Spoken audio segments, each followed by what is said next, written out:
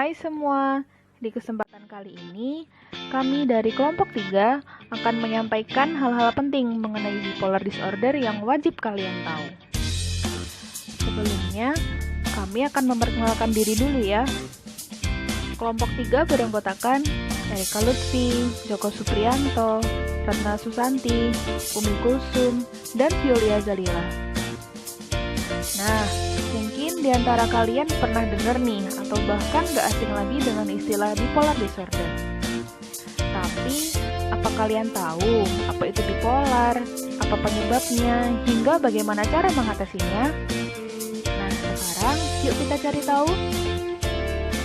Bipolar disorder seringkali tidak disadari oleh penderita, hingga gangguan mental ini sangat mengganggu kualitas kehidupan.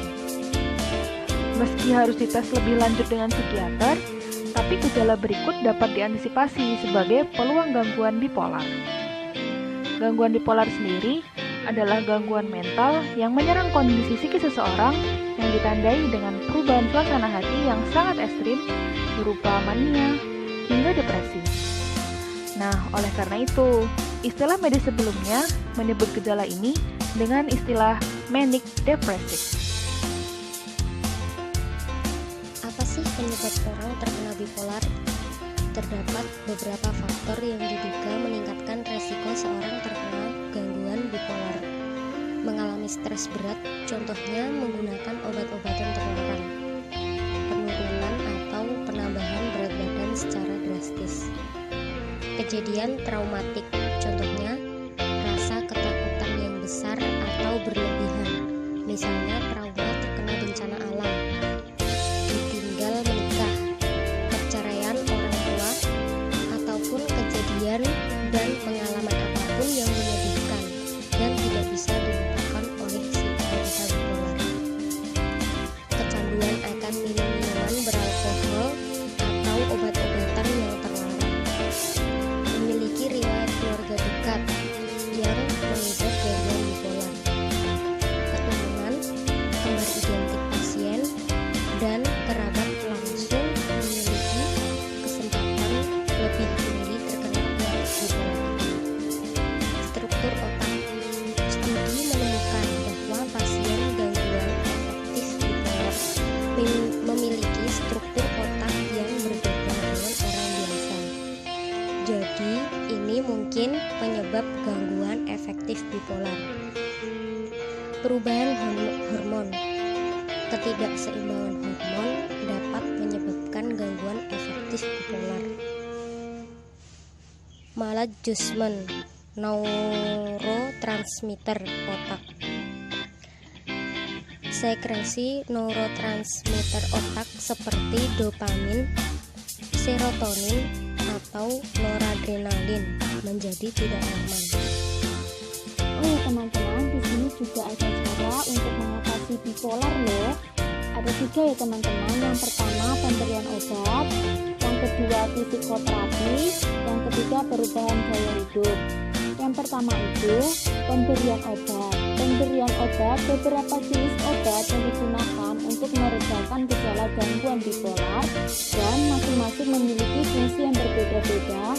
Namun kalian dianjurkan untuk terlebih dahulu untuk berkonsultasi dengan dokter yang ahli gangguan bipolar sebelum menggunakan obat.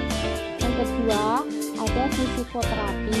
Dari psikoterapi yang digunakan yaitu Speech Coeducation Cognitive Behavioral Therapy, Interpersonal and Social Rhythm Therapy. Yang ketiga, ada perubahan gaya hidup. Perubahan gaya hidup, beberapa upaya yang dilakukan adalah yang pertama, berhenti mengkonsumsi alkohol. Yang kedua, jalin hubungan yang sehat seperti tidur yang cukup dan mengkonsumsi makanan yang bergizi seimbang. Penuhi kebutuhan cairan tubuh, banyak-banyak meminum air putih. Ada bahaya gangguan bipolar. Bahaya gangguan bipolar yaitu orangnya mudah menjadi sensitif, tidak tidur, nafsu makannya berkurang, nafsu seksnya berlebihan, kata-katanya melompat, makannya tidak teratur, sampai memiliki ide untuk membunuh dirinya sendiri. Teman-teman kan udah nggak asing nih dengan apa itu bipolar disorder. Nah, ternyata bipolar disorder itu ada macam-macamnya. Ada 3 macam bipolar disorder. Yang pertama, ada mania. Mania ini merupakan bagian dari bipolar disorder yang identik dengan rasa bahagia yang berlebihan. Contohnya, pikiran terlalu banyak ide dan terlalu semangat, konsentrasi hilang karena banyaknya ide. Yang kedua, yaitu hipomania. Hipomania ini lebih ringan dibandingkan mania. Gejala bipolar ini sulit mendiagnosis karena seolah normal seperti orang biasa, tidak mengalami halusinasi seperti kebahagiaan yang biasa. Misalnya, mudah akrab dengan orang lain yang secara berlebihan. Yang ketiga nih, depresi. Kondisi ini 180 derajat berbeda dengan mania.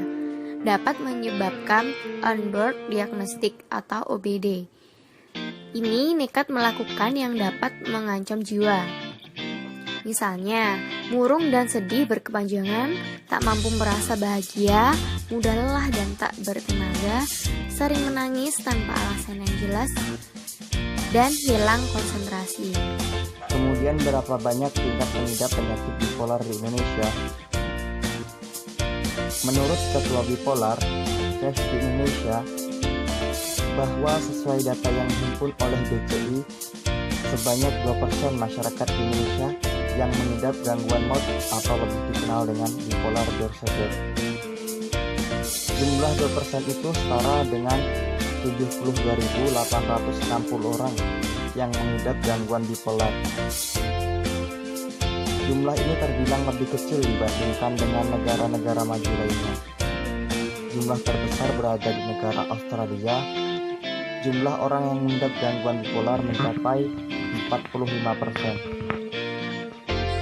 Yang terpenting adalah self-acceptance.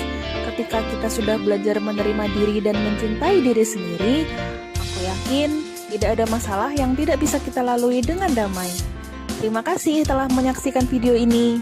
Jangan lupa like, comment, and subscribe.